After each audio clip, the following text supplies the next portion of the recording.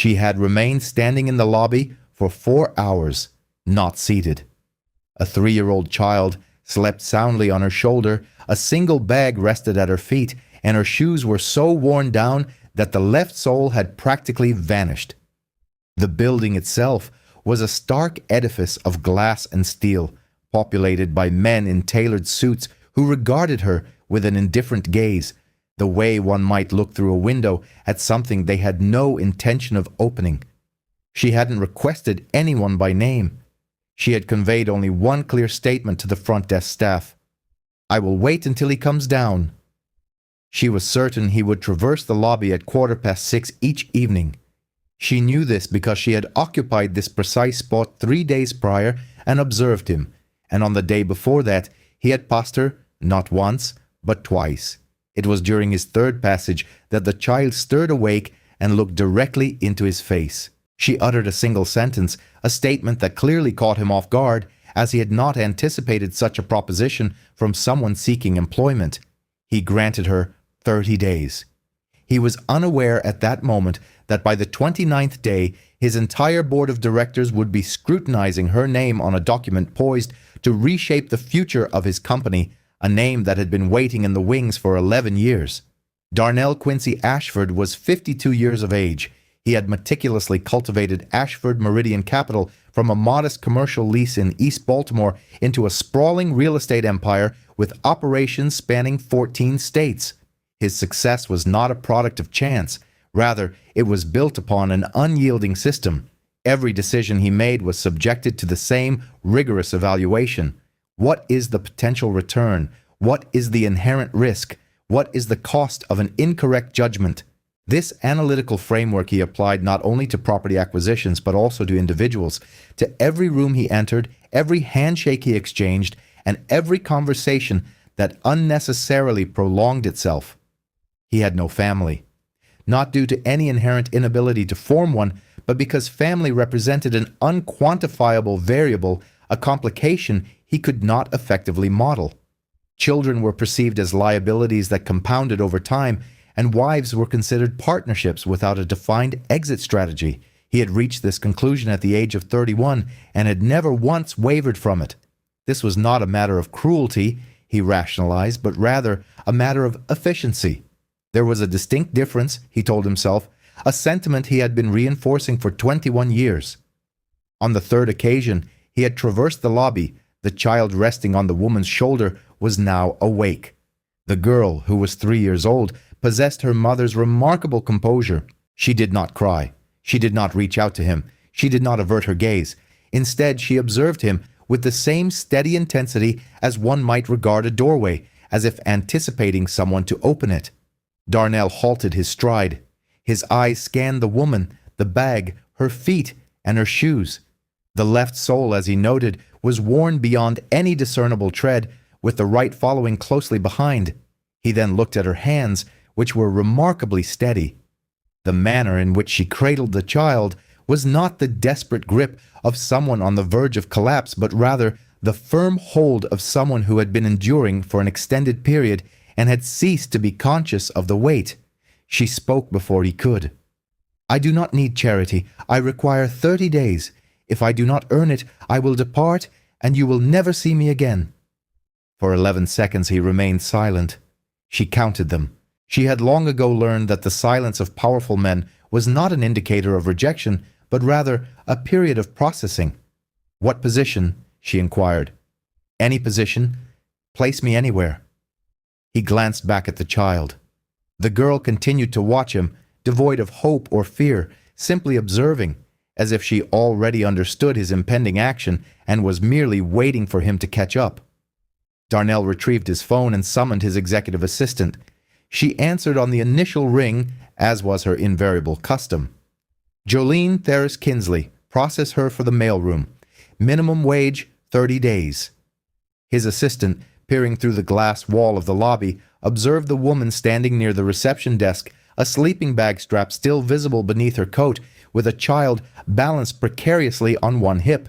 She had witnessed countless individuals attempt to navigate that lobby, their hopes dutifully processed and subsequently filed under rejected. She regarded Jolene with the detached categorization one reserves for someone already assessed. Then, her gaze shifted to Darnell, and she detected something she hadn't observed in her 4 years of employment with him. She lacked the precise word for it, but it compelled her to process the paperwork without a single question. Darnell did not delegate this task to Jolene out of any personal belief in her capabilities. He was entirely unfamiliar with her. He had neither reviewed a resume nor verified a reference.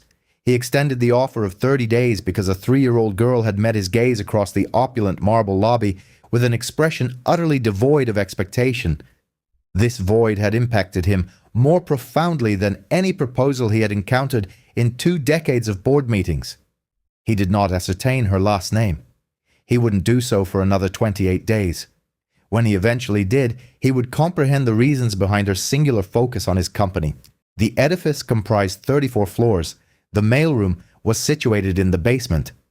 Jolene commenced her duties there on a Monday morning at 6 o'clock.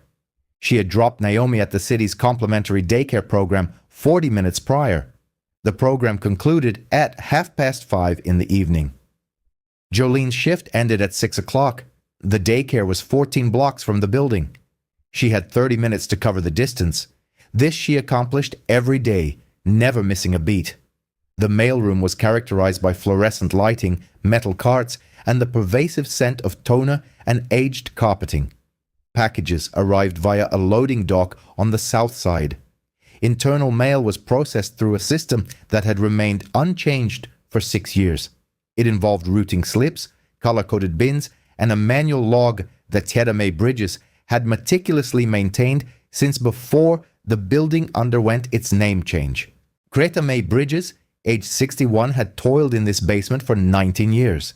She had outlasted 4 chief executive officers, 3 corporate rebrands, and 1 comprehensive renovation that supplanted everything on every floor above hers, yet left the mailroom precisely as it had been. She did not take this personally. Rather, she viewed it as confirmation of her long-held suspicion that the individuals upstairs believed the mail delivered itself. Greta observed Jolene on that inaugural morning, remaining silent. She noted how Jolene opened the first bin, perused the routing slips, and commenced sorting without seeking any direction. Her hands moved through the envelopes with an innate familiarity, as if she had performed this task countless times before. Her movements were not rapid, but precise, each item placed without hesitation, second-guessing, or undue scrutiny. On the second morning, Keta stood beside the sorting table and observed Jolene for 20 minutes before uttering a single sentence. "You have done this before." Jolene did not look up. "I have done everything before." Greta did not probe for clarification. She had spent 19 years in a basement, witnessing individuals arrive and subsequently vanish. She possessed an innate understanding of the distinction between those who were merely passing through and those who had arrived with an unarticulated purpose. Jolene, Keta discerned, was of the latter category. She could surmise this from the fact that Jolene never glanced at the clock. Those merely enduring the day invariably checked the time. Individuals working toward a defined objective have no need to do so. They possess an internal clock that precisely tracks their remaining time. Jolene navigated the 14 blocks each evening at precisely 5:31. She ran in her worn-soled shoes passing storefronts, crosswalks, and an unobservant populace. She arrived at the daycare door at 5:58. Every single night without fail, not 5:55, not 6:01, but 5:58. This punctuality was not a matter of chance. She had timed the route once, then shaved off 2 minutes by eliminating a single crosswalk and cutting through the parking structure on 7th Street. Naomi was invariably positioned by the window when Jolene arrived. At 3 years old, she possessed a quietude characteristic of children who have learned that vocalizations do not expedite assistance. She would spot Jolene through the glass, and her face would transform, not with a smile, but with a profound recognition, the kind that exists solely between 2 individuals who have no one else. "You came to get me. I always come to get you." This exchange occurred nightly, with the same words in the same order, spoken in the same tone. It held little significance at that moment. It was simply a maternal utterance at the close of a long day in a city that offered no respite to either of them. Its deeper meaning would emerge later, but not yet. By the conclusion of the first week, Jolene had accomplished something that no mailroom employee had achieved in 6 years. She had reorganized the internal delivery routes. She sought no permission, submitted no proposal, and mentioned it to no one. She simply began delivering to the floors in a different sequence, consolidating redundant stops. She identified 3 departments situated on adjacent floors that had been receiving separate deliveries with 20-minute intervals when a single run could efficiently service all 3. By Friday, the average internal delivery time had been reduced from 26 hours to 15. Those on the upper floors remained oblivious. The documents simply arrived faster, and no one questioned the reason. Keta, however, noticed. On Friday afternoon, she stood at the routing board, examining the revised path Jolene had sketched in pencil on the back of a discarded envelope. She studied it for a considerable time. While she refrained from speaking to Jolene about it, she pinned the envelope to the board, leaving it there for display. What Keta did not observe was the information Jolene absorbed as she sorted. Every envelope that's passed through her hands conveyed data.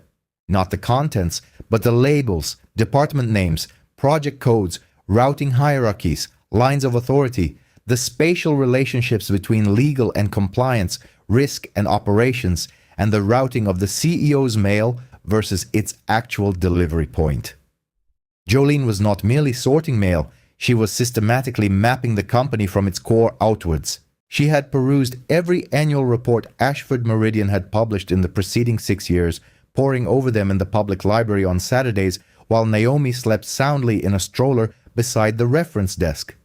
She possessed a more comprehensive understanding of the company's organizational structure than many who occupied offices on the 30th floor. She had her reasons, which she had shared with no one and did not intend to, not yet.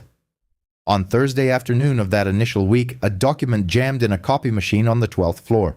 Jolene, en route to deliver a package to an adjacent office, heard the machine cycling without producing any output. She opened the tray. Inside lay a single memo bearing the legal department's header and marked confidential, addressed to the CEO. She did not read its contents. She cleared the jam, placed the memo in a fresh envelope, and delivered it to the CEO's assistant within 9 minutes of discovering it. She logged the delivery, noting the precise time, and proceeded with her duties. However, she had glimpsed the name on the memo before enclosing it, a name printed on the CC line, a name she had recognized for 11 years. She exhibited no outward reaction. She had rigorously trained herself long ago not to respond to that particular name. Jolene Therese Kinsley had grown up in a modest 2-bedroom apartment on the 3rd floor of a walk-up building in southeast Washington, D.C. The structure was constructed of brick, and the hallways carried the distinct aromas of pine cleaner and the cooking of various residents. The rent was consistently paid on time each month by 2 individuals who firmly believed that on time meant 2 days early, as they felt the world offered no second chances to those who looked like them. Her father, Wendell Marcus Kinsley, was a civil engineer who initially educated himself before formally pursuing his studies in night school while concurrently working full-time for a small construction firm. This firm specialized in building municipal infrastructure in neighborhoods that larger companies often overlooked: bridges, drainage systems, and load-bearing walls for public housing projects that had been neglected for decades by the city, only to be suddenly remembered when a journalist highlighted their dilapidated state. Wendell did not construct landmarks. He built the essential components that ensured other structures remained standing. He possessed a profound understanding of foundations, of load distribution, and of the critical principle that the unseen elements of a building are precisely those that dictate its longevity. He began teaching Jolene to read blueprints when she was 8 years old, not as a pastime, but as a language. He would spread them across the kitchen table after dinner, trace the lines with his finger, and explain the significance of each symbol. "This is a bearing wall," he'd say. "This is where the weight transfers. This is the consequence if you remove this column." She grasped structural logic before she ever learned algebra. Her mother, Diane Patrice Kinsley, was a nurse who worked the night shift at the public hospital on Martin Luther King Avenue. She labored from 10 post-meridium to 7 ante-meridium, 4 nights a week for 14 years. She would return home in the morning, her presence permeated by the scent of antiseptic and profound exhaustion. She would sleep until 10 post-meridium, then awaken to manage the household with the same meticulous precision she applied to patient charts. Diane instructed Jolene in financial management, not in theory, but in practical application. At the age of 10, she entrusted Jolene with the household budget and tasked her with identifying areas of waste. Jolene discovered $47 monthly in overlapping subscriptions and a recurring pharmacy charge that had been duplicated for 3 months without anyone noticing. Diane offered no effusive praise. She simply acknowledged her daughter's accomplishment with a quiet, "good," and then prompted her to uncover more. Collectively, Wendell and Diane constructed something that transcended any balance sheet. They built a daughter who understood that systems could be deciphered, that problems possessed underlying structures, and that the distance between one's current position and one's desired destination was not measured in miles, but in knowledge and the willingness to apply it. Wendell carried a notebook with a brown leather cover. Its corners were softened from years spent in his coat pocket, and it carried the distinct scent of ballpoint ink and concrete dust. He recorded entries daily, project notes, structural calculations, sketches of load paths scribbled in the margins of grocery lists, and solutions to problems that had not been assigned to him but which he resolved nonetheless, as problem solving was the means by which his intellect remained sharp. On the final page, he inscribed a single message addressed to Jolene. She would not read it for many years, as she was not yet prepared. She did not know its contents then, but she carried the notebook just as he had. Tucked securely in her coat pocket, close to her person, it could not be removed without her awareness. At the dinner table, Wendell would draw diagrams on napkins. He would hold one up and say to Jolene, "Look at this." He would then sketch a cross-section of a retaining wall, a column footing, or the stress distribution pattern of a bridge deck, explaining it in terms she could readily comprehend, not simplified, but translated. He never condescended to her. Rather, he engaged with her as an equal, a colleague who happened to be 9 years old and was sharing a meal of rice and beans at the kitchen table. Diane would observe from the doorway, silent not out of indifference but because she recognized the profound significance of the moment. Her husband was not merely teaching their daughter engineering, he was instilling in her the understanding that she was worthy of being taught, that her mind was a valuable space for cultivation, and that what she internalized could never be taken away. This was a shared conviction, frequently articulated, which became an integral part of her cognitive framework. Nobody can take what you put in your head. This was the closest the Kinsley family came to a guiding principle.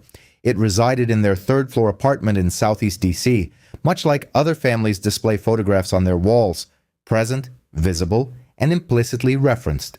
The notebook rested on Wendell's nightstand when he was home and accompanied him in his coat when he was away. Jolene knew it by sight as she recognized his hands or the sound of his key in the front door at precisely 6:40 each evening. It was an extension of him, and it would become an extension of her, though she was not yet aware of this. Wendell Marcus Kinsley passed away on a Thursday morning in March. He was 41 years old. The incident occurred at a municipal drainage project on the city's east side, involving a retaining wall he had identified as structurally compromised 3 weeks prior. He had personally authored a detailed and specific report, noting the precise points of insufficient load distribution and recommending immediate reinforcement before any crew commenced work below grade. The report was transmitted to his supervisor, who subsequently forwarded it to the general contractor. The general contractor reviewed the cost estimate for the recommended reinforcement and made a decision based not on engineering principles but on profit margins. The reinforcement would have cost $340,000. The project was already exceeding its budget. The contractor penned 2 words in the margin of the report: non-critical. Proceed. 3 weeks later, the wall collapsed. Wendell was working below grade when it gave way.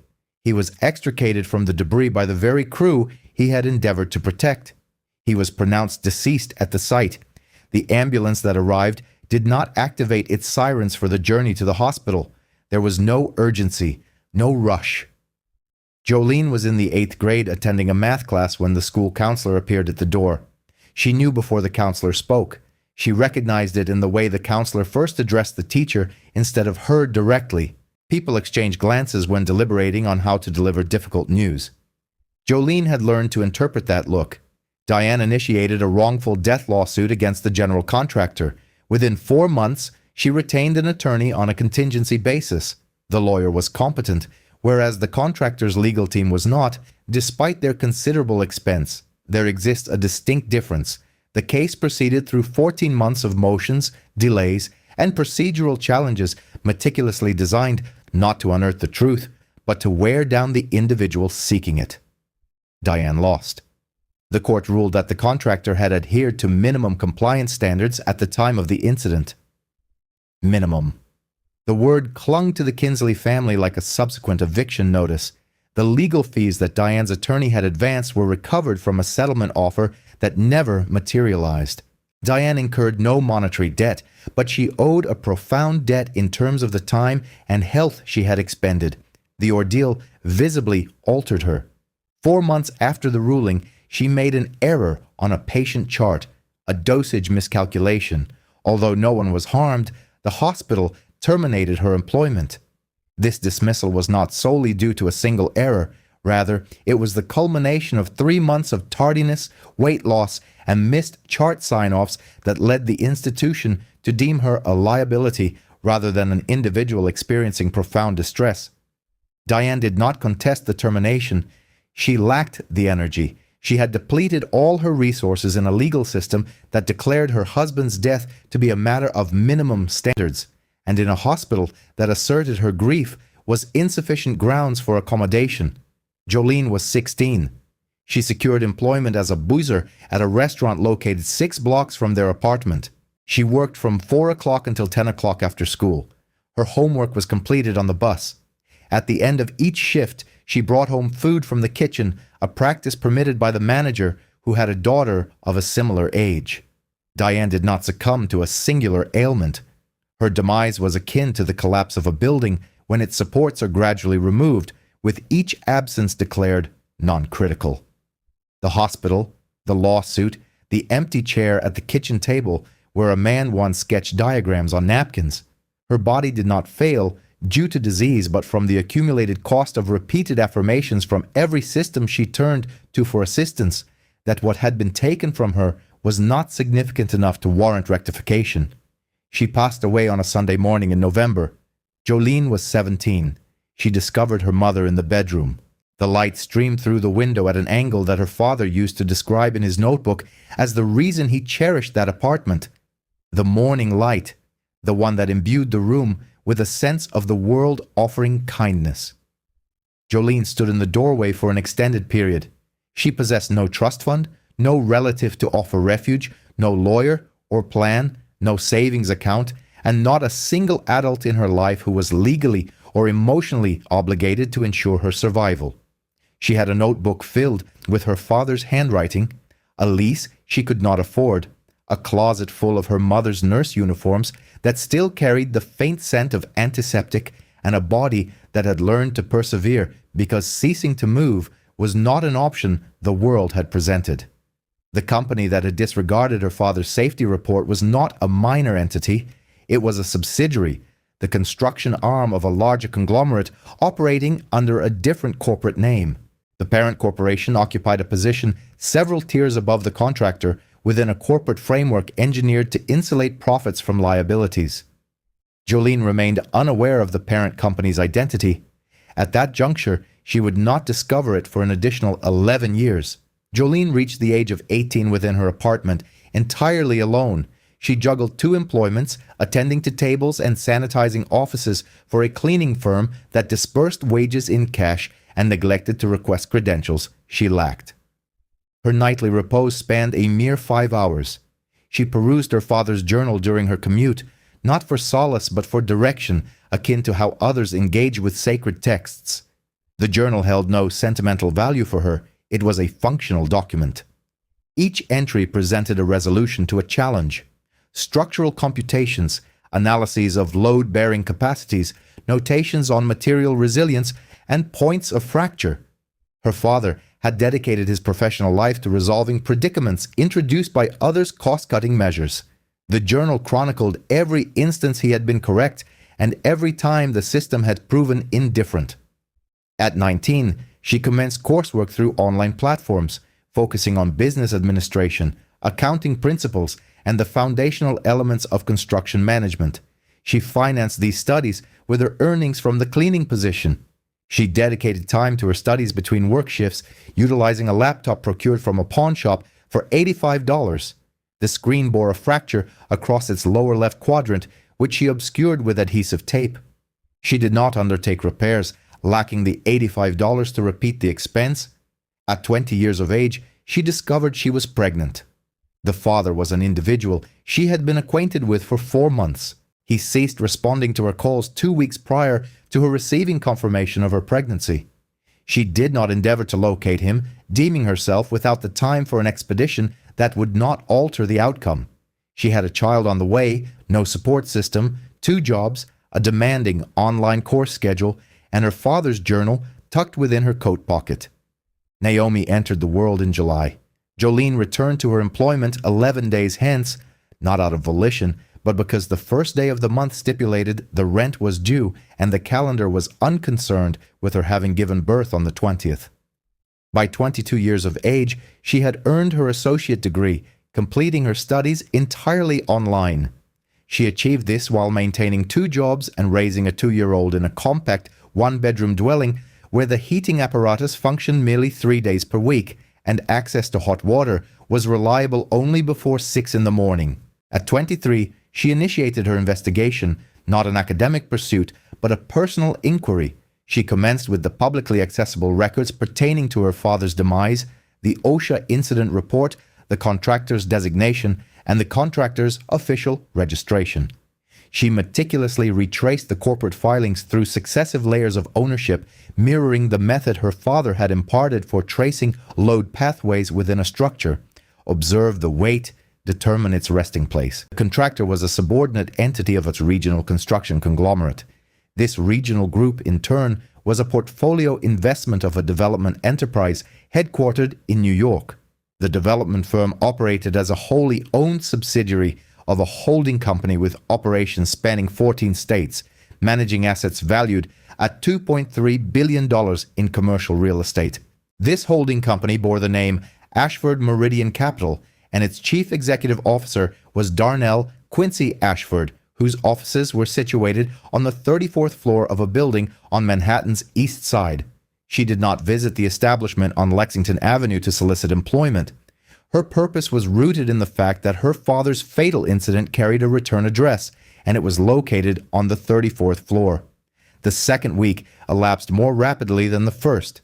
This was not attributable to Jolene's increased efficiency, but rather to the building beginning to experience the impact of an individual who comprehended systems operating within a larger framework that had seemingly forgotten its own systemic nature. On the 8th day, she identified a recurring scheduling anomaly within the conference room reservation software that had resulted in duplicate bookings on the 22nd floor for a period of 6 months. The Information Technology Department had been alerted on 3 separate occasions, with each reported issue marked as resolved without any actual correction being implemented. Jolene did not file a 4th report. Instead, she accessed the shared calendar through a terminal located in the mailroom, which had remained logged in for 2 years. She pinpointed the recursive flaw in the booking algorithm and rectified it within 11 minutes. No one on the 22nd floor was aware of who had resolved the issue. They only knew that the persistent double bookings had ceased. On the 10th day, a financial report was erroneously dispatched to the mailroom. This 80-page document contained a quarterly earnings analysis intended for board review. It had been misdirected by an analyst on the 28th floor who had inadvertently transposed 2 digits in the routing code. Jolene discovered it in the outgoing mail bin at 8 in the evening. Her assigned duty was to reroute it. Instead, she perused the executive summary. Subsequently, she read the entire report. During her single 5-minute break, while stationed at the sorting table, she composed a 1-page distillation on the reverse side of a routing slip. It was not a rewriting, but a concise synthesis of critical variances, an evaluation of margin risks, and an identification of 3 assumptions within the revenue model that proved untenable when measured against the company's own historical data. She attached her summary to the front of the report and dispatched it to the correct recipient. Malcolm Jerome Pratt encountered the summary 3 hours thereafter. Malcolm Jerome Pratt was 38 years of age. He had occupied the position of Chief Operating Officer at Ashford Meridian Capital for 4 years. Prior to this, he had served as an operational consultant for a firm specializing in enhancing the efficiency of underperforming businesses, billing them handsomely for the service. He was characterized by his precision and alacrity. He harbored no tolerance for ambiguity and eschewed inquiries for which he already possessed the answer. His allegiance to Darnell was profound, the kind reserved for those who have been afforded an opportunity by someone who is under no obligation to do so, an allegiance absolute, unconditional, and unspoken. Malcolm read the 1-page summary. He read it twice. He then consulted the 80-page report to make a comparison. The summary surpassed the original executive overview in its efficacy. It highlighted risks that the analyst had overlooked. It employed the company's own data to challenge its own projections. He contacted the analyst. The analyst denied authoring it. Malcolm reviewed the routing logs. The report had been misrouted through the mailroom. Someone within the mailroom had evidently processed an 80-page financial document, grasped its contents, and produced an analysis superior to that of the department tasked with precisely that function. He summoned Jolene to the 30th floor. She arrived attired in her everyday apparel, impeccably clean and pressed, wearing the same footwear. She stood before his desk, remaining unseated, as he had not extended an invitation to sit. Malcolm did not introduce himself. He placed the summary on the desk between them. "Did you compose this?" he inquired. "Yes," she responded. "From where did you acquire the ability to interpret a financial model?" "On my own," she replied. "That is not a complete answer. It is the only one I possess." Malcolm observed her for an extended period. He was a man who evaluated individuals with the same rigor engineers applied to materials, by their capacity for endurance, their points of flexure, and their ultimate failure. He could not discern her breaking point. "You are assigned to the mailroom." "Yes," she confirmed. "Your placement is not within the mailroom." "That is not within my purview to determine." Malcolm leaned back in his chair. He recognized something in her mode of communication, not the specific words, but the underlying structure and parsimony. She responded precisely to the question posed and offered no extraneous information. She volunteered nothing. She provided no elaboration. She did not seek to impress. He had spent 15 years in the company of individuals who feigned competence. This woman exhibited no such pretense. "Remain where you are. I will be observing." Jolene returned to the basement. She did not inform Ketter about the meeting. She made no mention of the summary. She resumed her position at the sorting table, picking up where she had left off. Ketter observed her return without comment, but she noted that Jolene's hands remained steady, exhibiting the same composure as always. Whatever transpired on the 30th floor had not outwardly altered Jolene. However, it had induced a subtle internal shift. That evening, Malcolm opened his laptop and composed a personal memorandum. It contained a single line.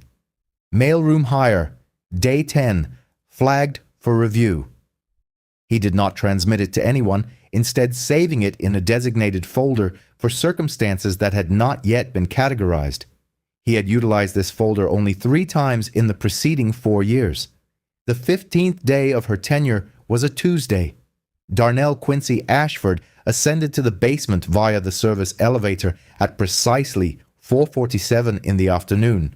It was not his usual practice to utilize the service elevator, nor was it customary for him to visit the basement.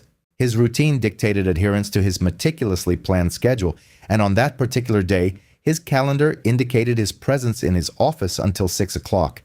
He rationalized his dissent by stating he was investigating a facilities concern that had been noted in the building management report. The report was indeed legitimate, detailing a leaky pipe in the sub-basement storage area. He could have delegated the task, yet he chose to attend personally. He encountered Jolene pushing a mail cart along the corridor connecting the loading dock to the sorting room. She perceived his presence before he noticed her. She did not halt the cart's movement. She maintained her posture and pace, continuing at the same velocity as if the presence of the company's chief executive officer in a basement hallway was merely an inconsequential obstacle in a route she had already optimized. He initiated the conversation. "How are your remaining 30 days progressing?" "I have 15 left." Jolene responded, "And then what?" He replied, "That depends on what you observe within those 15 days. He regarded her intently. She still held the cart, not leaning upon it, but grasping it as one might hold an object about to be moved. He took note of her hands. They bore the marks of prolonged manual labor, not the roughness of neglect, but the wear of consistent, repetitive tasks. He observed the economy of her speech, the precise sentence structure devoid of superfluous words, hesitation, or qualification. Her words carried the weight of deliberation, spoken by someone who understood their cost and had learned to employ them judiciously. He had dedicated 25 years to assessing individuals, cultivating a professional reputation founded on his ability to discern within 90 seconds whether a person warranted investment. He had refined this skill to a degree of trust, surpassing any financial model. Standing in a basement corridor on a Tuesday afternoon, observing a woman pushing a mail cart who articulated with the exactitude of someone who had spent years preparing for this precise moment within this building, he found himself unable to comprehend her. He could not ascertain her objectives. He could not identify her underlying strategy. This was an anomaly, a situation he had not encountered in a considerable duration. He gave a single nod and proceeded toward the service elevator. He offered no further remarks. She did not anticipate any. Upon reaching his office, he accessed the human resources system and retrieved Jolene's employee file. The file contained her name, age, address, and emergency contact listed as none. Her employment history was blank. Her educational background indicated an associate degree from an online institution. Her family status was recorded as a single mother with one dependent. He scrutinized the file for an extended period. "This is not correct," he mused. "No one arrives with such precision from obscurity." He closed the file, not opening it again for 13 days. Kadame Bridges, 61 years of age. She had been employed in the basement of that building since its inception, prior to its designation. She commenced as a temporary worker when the company was still known as Ashford Development Group, and the mailroom consisted of a folding table situated in a corridor near the boiler. She had witnessed the company change its name twice, its logo 3 times, and its chief executive officer once. She, however, remained unchanged. Every morning, she consumed tea from a chipped ceramic mug that she had brought from her residence on her inaugural day 19 years prior. The mug bore an inscription in faded block lettering, "Patience is a weapon." She could not recall its place of purchase but remembered the circumstances she was navigating when she acquired it, and that the phrase felt less like counsel and more like a diagnosis. She had raised 2 sons independently in a 1-bedroom apartment in East Harlem. Both were now adults. One operated a bus route in Newark. The other had not communicated in 2 years. She did not discuss either of them at work, nor did she engage in extensive conversation about her personal life. She had learned long ago that discussing one's life within a building where one is perceived as invisible is akin to conversing with inanimate walls. The walls offered no response, and no one on the floors above paid any heed. Keta had encountered every conceivable type of individual within that basement. Interns who treated the mailroom as a trivial diversion on their path to greater aspirations, executives who descended once a year for a facilities tour, regarding her with the indifference one reserves for fixtures that accompanied the leased premises. Temporary workers who endured for 3 days. Maintenance staff who remained for 3 decades. She had catalogued them all, not by name, but by classification. Jolene did not conform to any discernible type. Keta did not articulate this observation aloud. It was unnecessary. She simply commenced an action she had not undertaken for anyone in 19 years.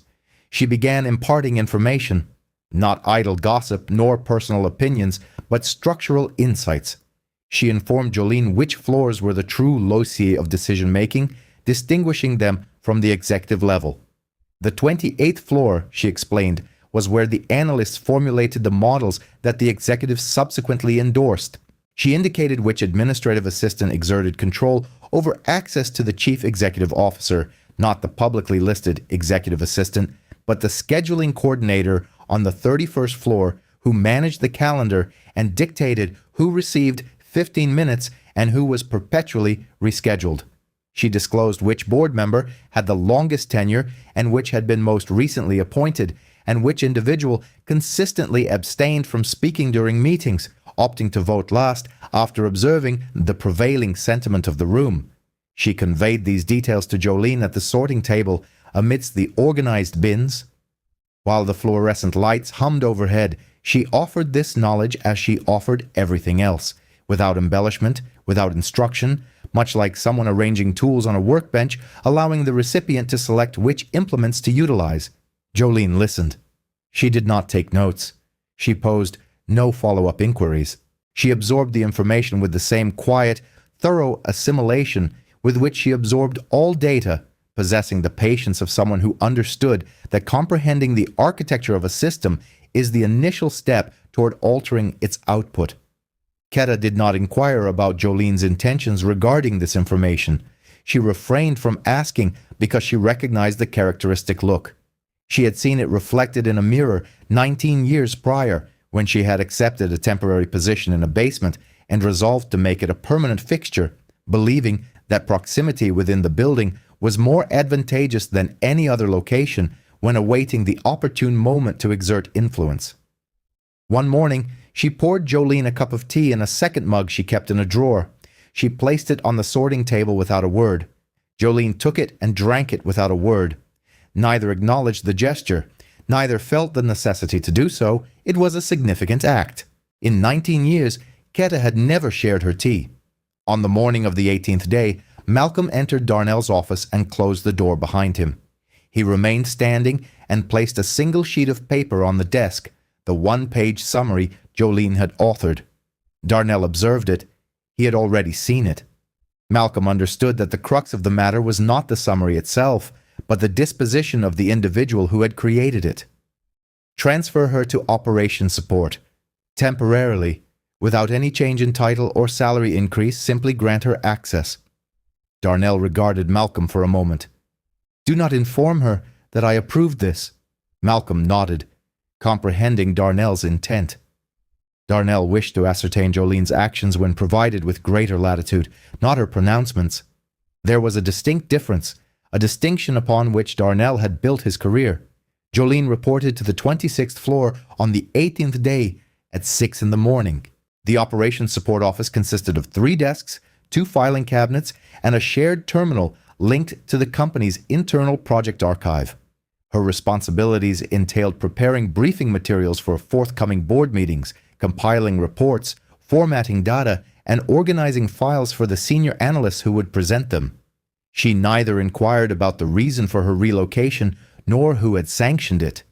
She occupied the desk situated closest to the filing cabinets, accessed the archive system, and commenced her reading. She did not confine herself to the assigned files. She reviewed all of them. The archive encompassed every project Ashford Meridian had developed, acquired, or managed over the preceding 20 years. Each project was documented in a master file containing construction schedules, contractor agreements, safety and compliance reports, financial models, insurance records, and incident logs. She meticulously processed them, employing the same systematic approach she had utilized for sorting mail and tracing corporate filings at the public library, demonstrating the patience of someone who knows precisely what they are seeking and is prepared to sift through extraneous information to find it. On the 20th day, she discovered it. The file was designated AMC Infrastructure SEDC 2009. Pertaining to a municipal drainage project on the eastern side of Washington, D.C., it had been subcontracted through a regional construction group that Ashford Meridian had acquired 2 years prior to the project's commencement. The file comprised 146 pages. She opened it at 7:14 in the morning and did not close it until 9:20. She read every page. She examined the project scope. She reviewed the contractor assignments. She delved into the safety compliance section. She found her father's safety report, a 3-page typed document dated 3 weeks before his passing, detailing a compromise in the structural integrity of the retaining wall and recommending immediate reinforcement, estimating the cost at $340,000. She read the handwritten notation on the final page of the report, non-critical. Proceed. Beneath it, she saw the signature, Reginald Stanton Cross, Project Oversight Director, Ashford Meridian Capital. She then read the incident report filed subsequent to the wall's collapse. She saw her father's name, Wendell Marcus Kinsley, deceased on site. The cause of death was listed as structural failure. She read the insurance settlement summary, the contractor's liability limit, and the legal disposition. Case closed, no further action. She read it with the detached precision of a surgeon examining a chart, unflinching. Her hands remained steady. Her breathing did not alter. The woman seated at the adjacent desk noticed nothing untoward, as there was nothing to perceive. Jolene's facial expression remained unchanged from that at 7:13. The sole difference was the certainty of her newfound knowledge. Reginald Stanton Cross, 64 years of age, had been a member of the Ashford Meridian Board of Directors for 18 years. He attended every quarterly meeting, occupying a leather chair on the 34th floor. He cast votes on project approvals, risk assessments, and capital allocations. He had shaken Darnell's hand at the most recent board dinner just 3 weeks prior. His attendance at the subsequent board meeting, scheduled in 9 days, was confirmed. He was the individual who had reviewed her father's report and deemed $340,000 an excessive expenditure for ensuring his survival. Jolene closed the file. She logged out of the archive. She sat at her desk for 4 minutes, motionless. Then she reached into the bag beneath her desk and retrieved her father's notebook. Its brown leather cover was soft at the corners. She opened it to the final page. She read the inscription there, slowly, as she always did. She then closed it and returned it to its place. She did not copy the file, not yet. She did not disclose her discovery to anyone. She did not retreat to the restroom to weep. She made no phone calls. She picked up the subsequent briefing document on her desk and continued preparing materials for the board meeting as if the preceding 108 minutes had not occurred. They had. That evening, Jolene tucked Naomi into bed at 8:15. She read her a story about a rabbit who constructed a dwelling from sticks. Naomi succumbed to sleep before the rabbit could complete the roof.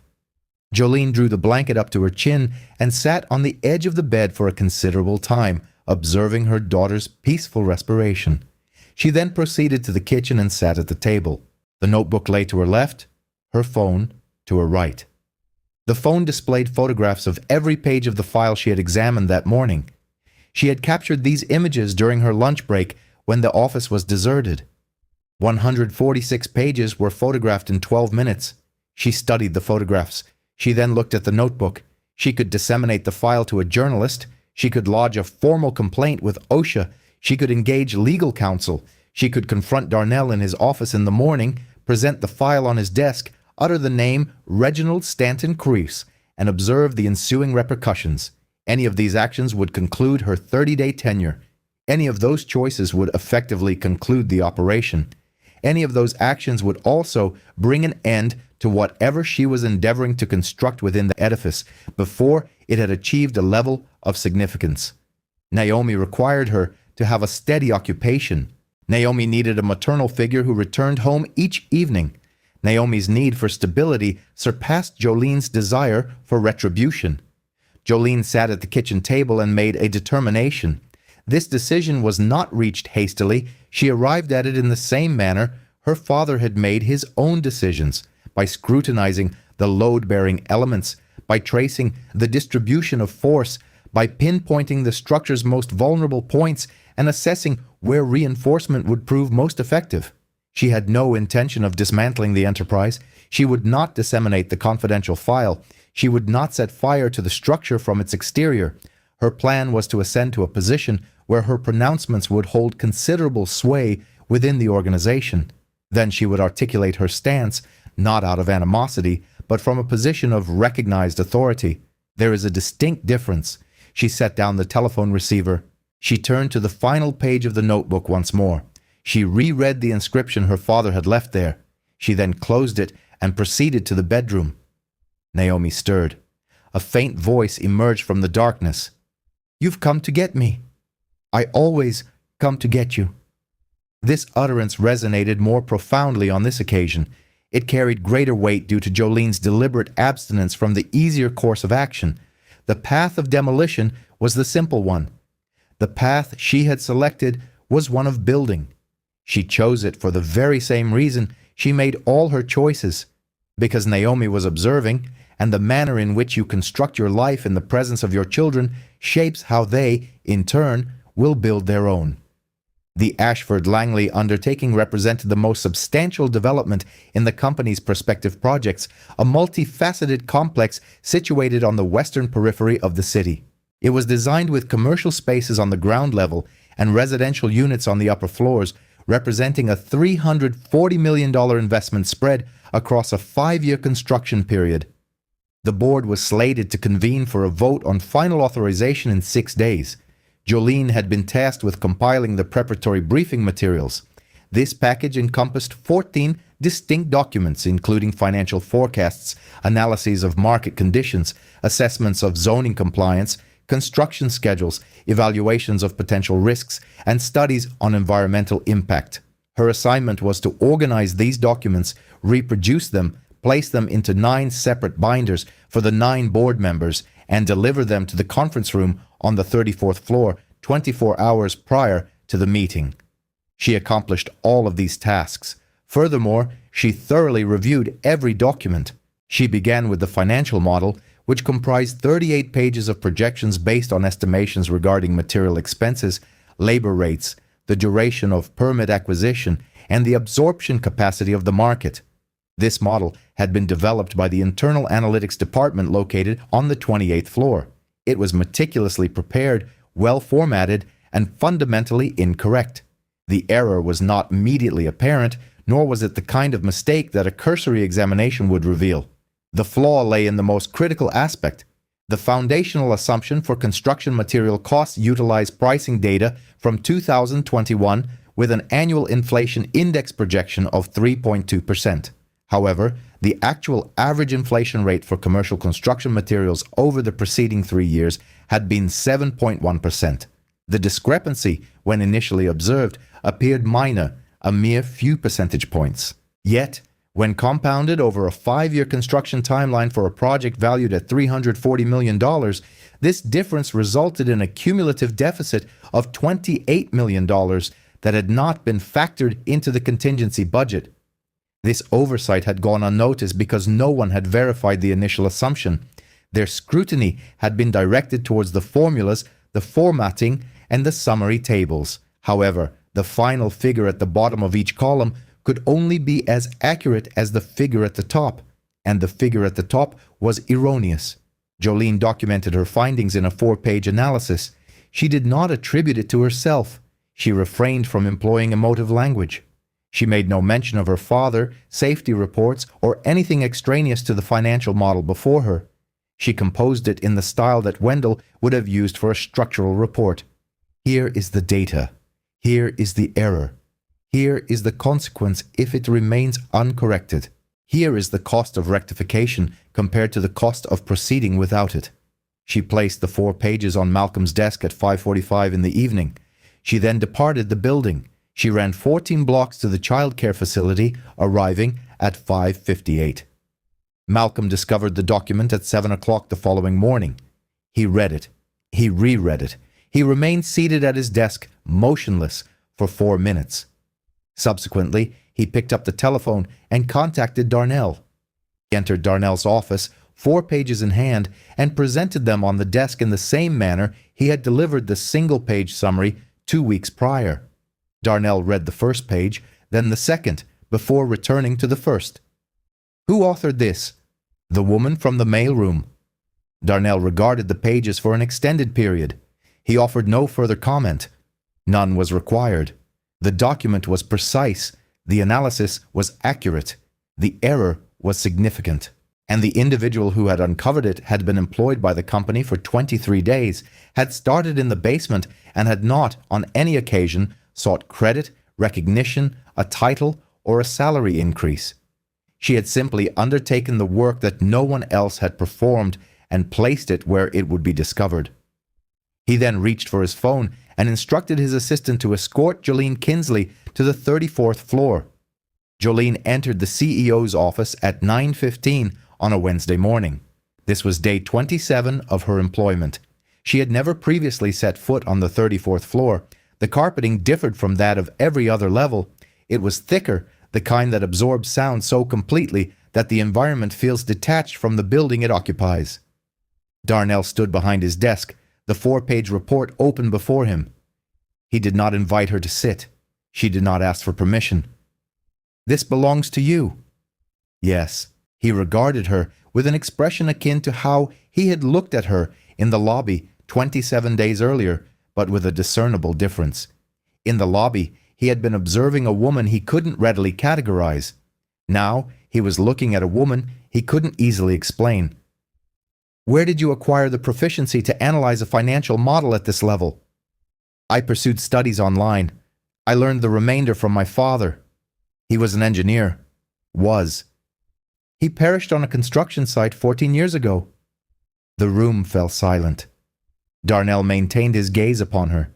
He offered no condolences. He did not inquire about the specific site. That information would be acquired later. For the present, he was processing a different realization. He was observing a 29-year-old woman who had suffered the loss of her father due to a project his company had financed, and who had entered his establishment seeking employment and had spent 27 days demonstrating her rightful place on the very floor she now occupied.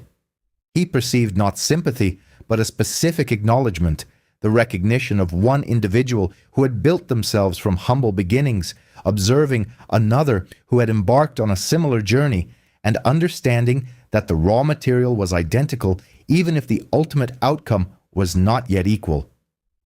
"I want you to present this financial analysis to the board." Day 29, the Ashford-Langley Review. Jolene did not falter. "The entire board." "The entire board, 9 members." "You will present the risk assessment section." She looked at him. He looked at her. A moment of silence passed between them. Then she gave a single nod.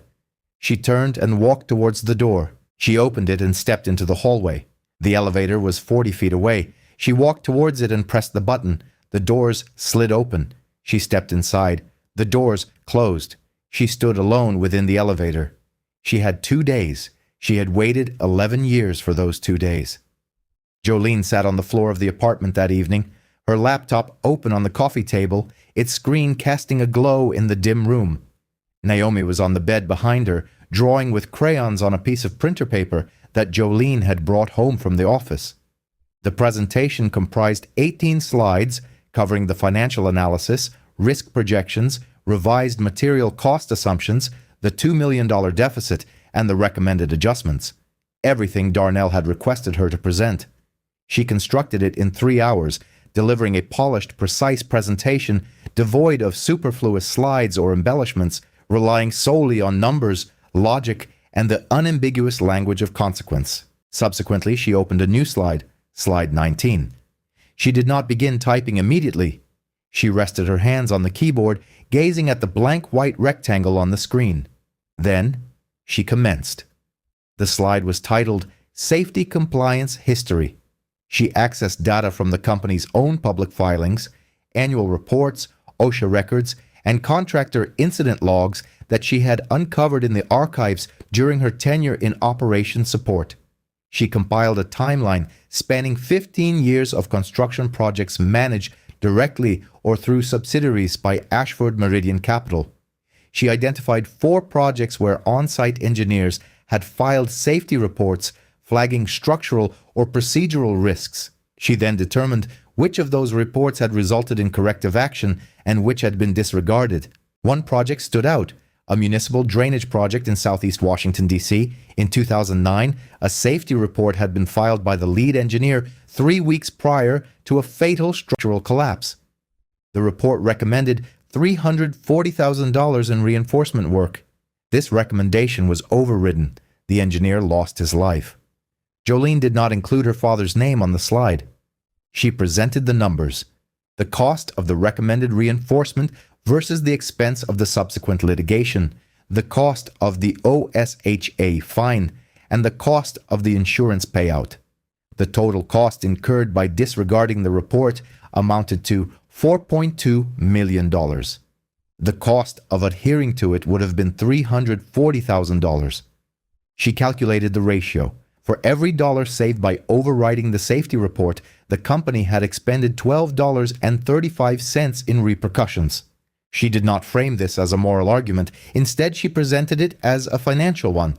She constructed the slide in the manner her father had prepared his safety reports, with data, with precision, with the understanding that the individuals who would review it responded to only one language, and she spoke it. She finished at 11:40. She closed the laptop. She retrieved her father's notebook from the table beside the bed. She opened it to the final page and read what was written there slowly, as she always did. She closed the notebook. She closed the laptop. She looked at Naomi, who had fallen asleep with a crayon still clutched in her hand. Orange. The crayon had rolled against the pillow, leaving a faint mark on the cotton. Jolene whispered the same words she whispered every night. "Tomorrow, I will come to get you."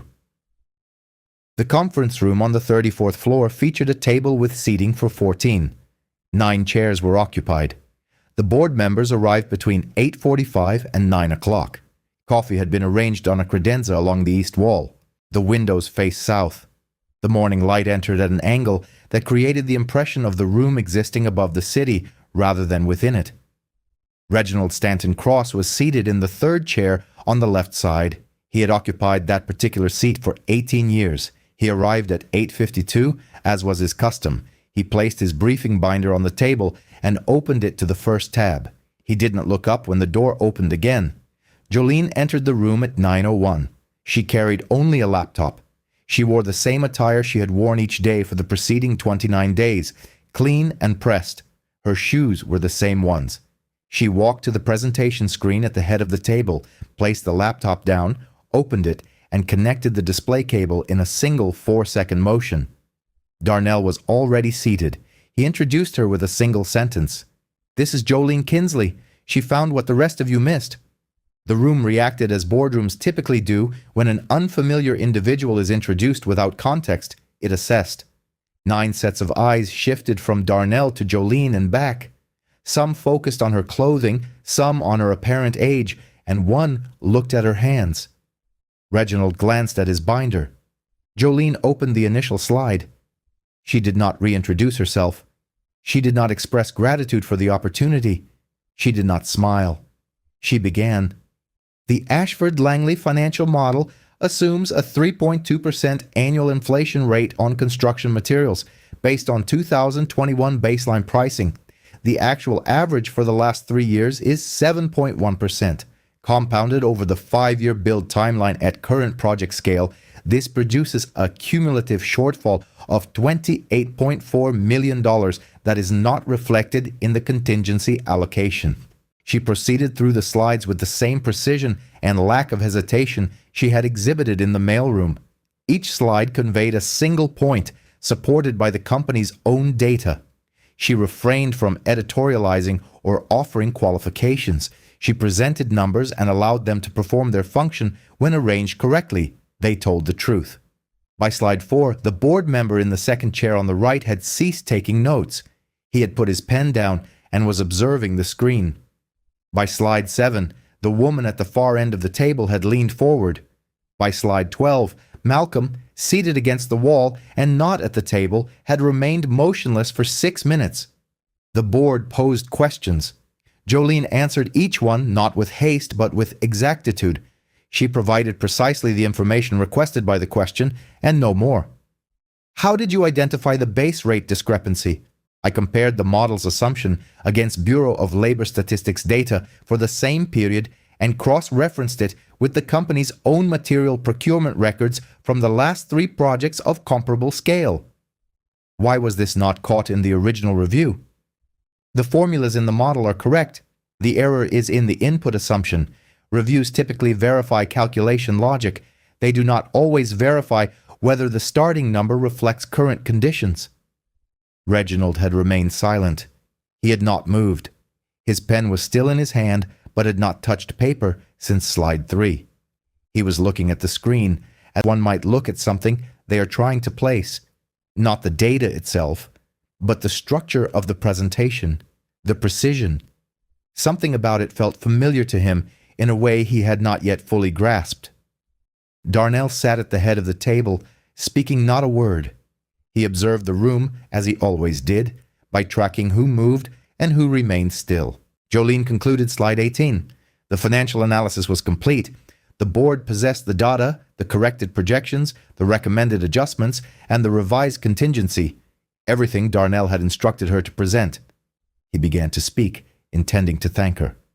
I have one more section, if you will allow me. Darnell looked at her. She returned his gaze. The room was silent. He nodded. Jolene opened slide 19. The title read, Safety Compliance History. She did not pause. She did not explain the addition of a section that was not part of the original briefing. She began, as she had with every other section, with data. Over the last 15 years, Ashford Meridian Capital has managed or subcontracted 43 construction projects across 9 states. Of those 43 projects, on-site engineers filed formal safety concern reports on 4. 2 of those reports resulted in immediate corrective action. 2 were overridden. She clicked to the next slide, a chart titled Cost of Compliance versus Cost of Consequences. 2 columns were displayed. One represented the estimated expense of following the safety recommendation. The other showed the actual expense incurred when the recommendation was ignored. Litigation, fines, insurance payouts, operational delays. The first overridden report involved a structural reinforcement recommendation on a project in 2014. The recommended cost was $180,000. The report was overridden. A partial collapse occurred 4 months later. No fatalities. Total cost, including litigation, remediation, and regulatory penalties, was $1.9 million. She clicked again.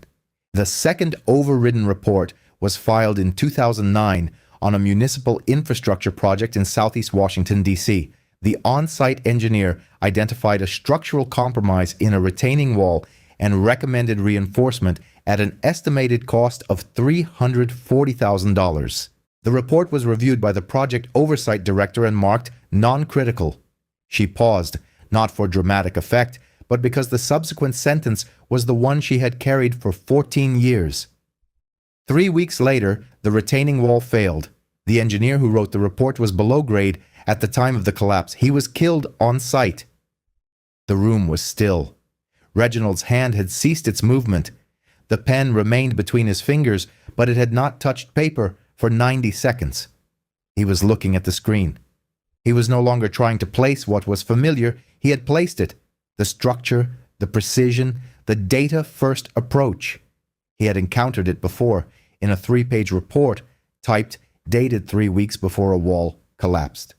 Jolene did not look at him. She looked at the room. The cost of ignoring a safety report in this case was 1 human life and $4.2 million in subsequent litigation. The cost of compliance would have been $340,000. This is not a moral argument. This is a financial one. The question is whether this company's current safety protocols reflect what we learned from that failure or whether they reflect what we chose to forget. She closed the laptop. No one in the room asked who the engineer was. They did not need to. The last name on the incident report was the same as the name on the presentation slide. The room emptied slowly.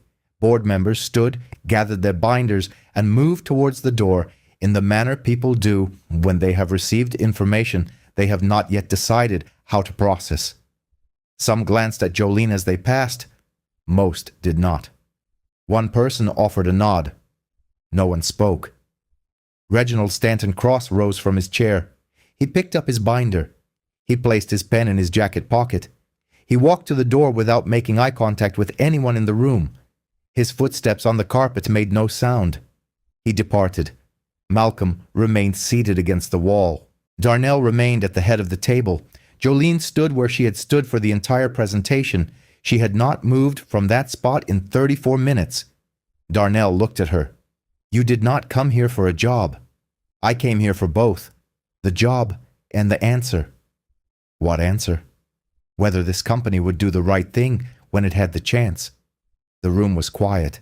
The coffee on the credenza had grown cold. The morning light had shifted and no longer reached the table. "Sit down. Tell me about your father." Jolene sat. She told him. Not everything, but the parts that mattered. Wendell Marcus Kinsley, civil engineer, self-taught, then formally trained, built infrastructure in neighborhoods nobody else would bid on, carried a notebook, wrote a safety report 3 weeks before he died. The report was ignored. The wall came down. He did not come home. She told him about Diane, the lawsuit, the hospital, the Sunday morning in November. She told him about the notebook, still in her coat pocket, every page intact. Darnell listened in the way he listened when Malcolm presented something that required a decision that could not be undone without moving, without interrupting, without looking away. "What do you want?" "I want the safety protocols rewritten. I want an independent audit of every project where a safety report was overridden, and I want the 30 days to become permanent, not because of who my father was, but because of the report I just gave you."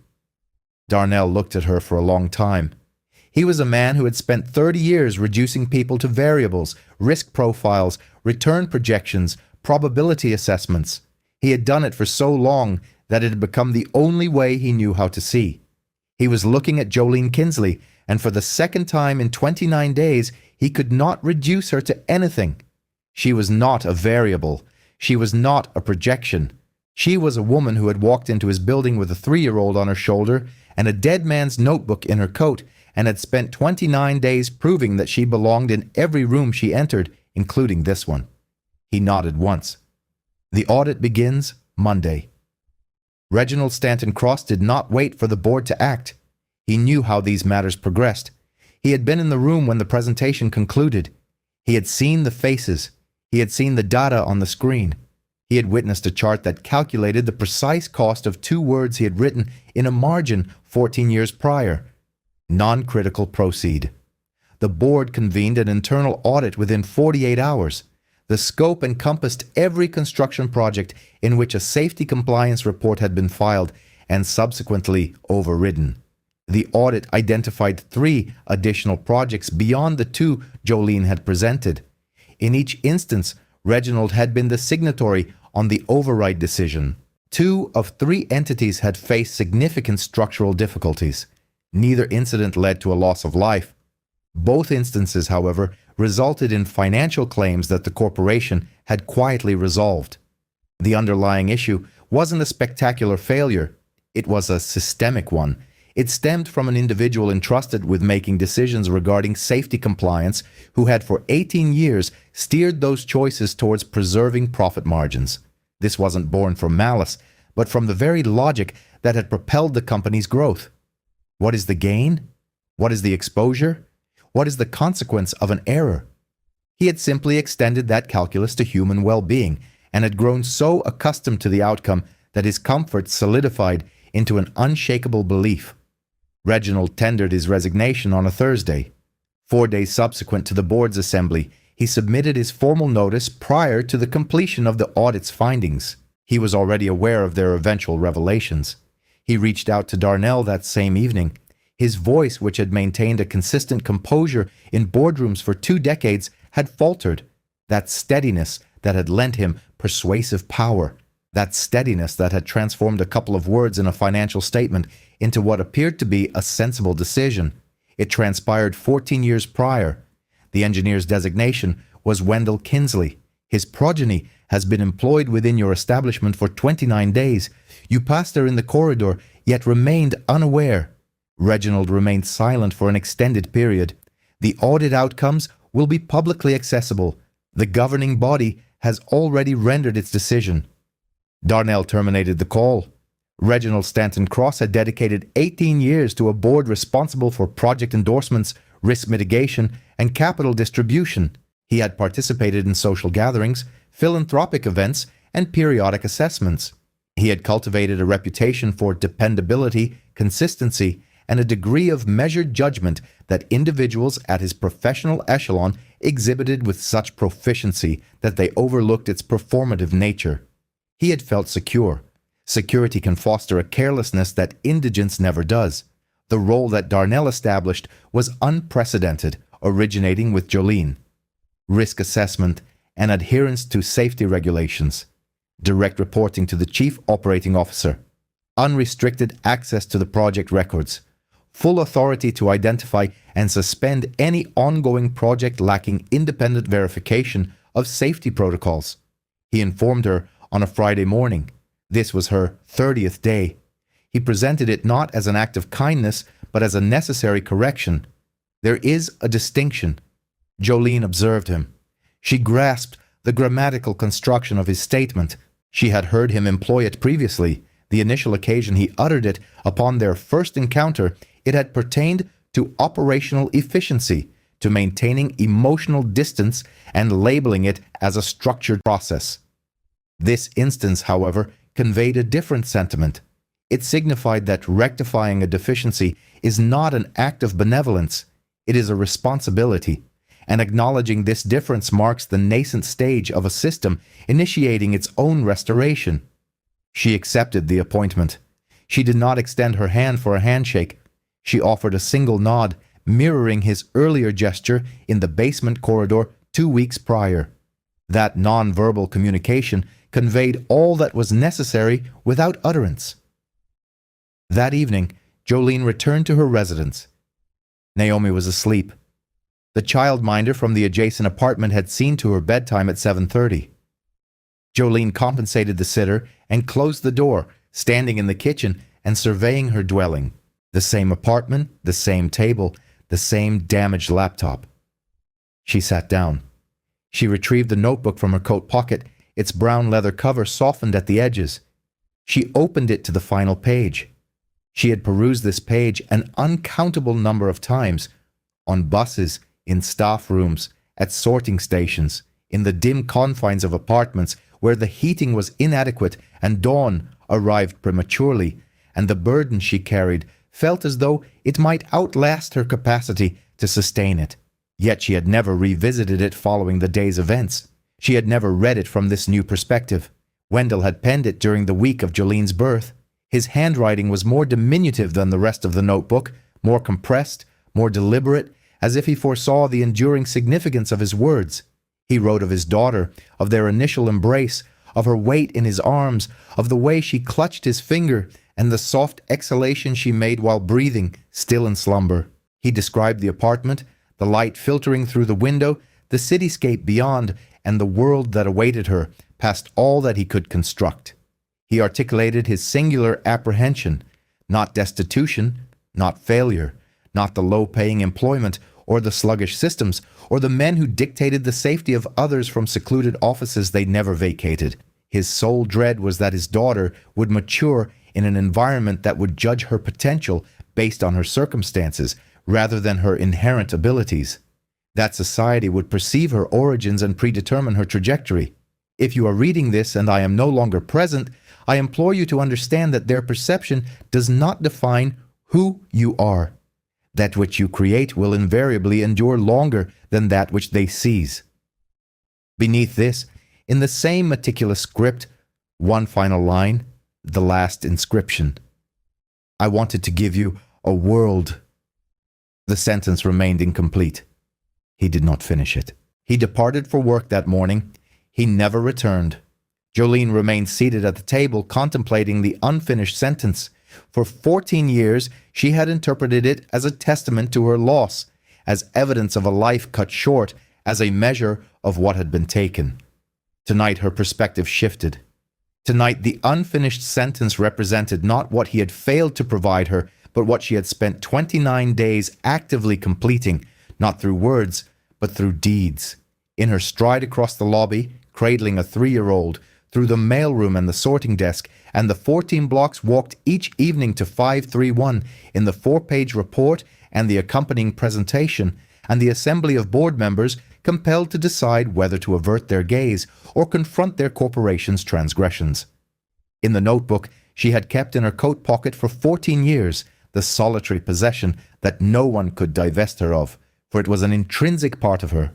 He had intended to bequeath her a world. She, in turn, had forged one. She closed the notebook. She entered the bedroom. Naomi was asleep. The crayon had been relocated, placed on the nightstand by someone. Jolene settled onto the edge of the bed. Naomi stirred, her eyelids partially opening. "You came to get me. I always come to get you." This time, the words encompassed everything. The childcare arrangement at 558, the deliberations at the kitchen table, the courtroom battles Diane never won, the safety report Wendell filed that went unheeded, the 29 days, the 14 years, the notebook, the incomplete sentence, and the completed one. Naomi's eyes closed. Jolene remained seated on the bed's edge for a considerable time. Reginald Stanton Cross affixed his signature to a document declaring an engineer's safety report to be of negligible importance. He penned those 2 words, then returned home, dined, slept, and resumed his duties the following morning, continuing this routine for 14 years without a single moment of reflection on the cost incurred by those 2 words. Jolene T. Ziz Kinsley carried that man's notebook for 14 years. She entered the building where his demise had been classified as a closed case. She began in the lower levels, sorting correspondence, traversing 40 city blocks in worn footwear. She located the file, observed the marginal notation. She did not dismantle anything. She constructed the world, determining who among them possessed the requisite qualifications. Presently, there exists an individual occupying a position that does not align with their capabilities. This is not due to a deficiency in skill, nor a lack of merit, but because the opportunity was never extended. And on occasion, the very person who facilitates the opening of that door is someone who was never intended to be within the establishment. True dignity is not derived from a title. Competence does not necessitate authorization, and justice does not always manifest as devastation. At times, it appears as a woman standing at the head of a boardroom table on the 34th floor of a building. She entered via the basement, presenting data so meticulously compiled that the room has no alternative but to pay heed, not because she demanded it, but because she meticulously earned it over 29 days and for the 14 years preceding them. The most unassuming individuals in any gathering are often the ones bearing the greatest burdens. Those whom no one regards attentively are frequently the pillars that hold everything together, and those who were never afforded an opportunity are sometimes the very ones who would have instigated transformative change had they been. If this narrative has prompted you to contemplate someone who has been overlooked, share it with them, not with the expectation of a magical solution, but because being acknowledged is the precursor to being valued, and being valued is the precursor to being heard. If it has evoked remembrance of someone whose contributions went unrecognized, speak their name aloud. Names possess significance. They hold more weight than titles. They possess greater longevity than positions. Wendell Marcus Kinsley. Utter his name. He constructed that which sustained other structures. No one should have to forfeit their life to prove that such endeavors hold import. If this has ignited your anger, that emotion is valuable information. Do not squander it. Subscribe. We shall reconvene in our next communication.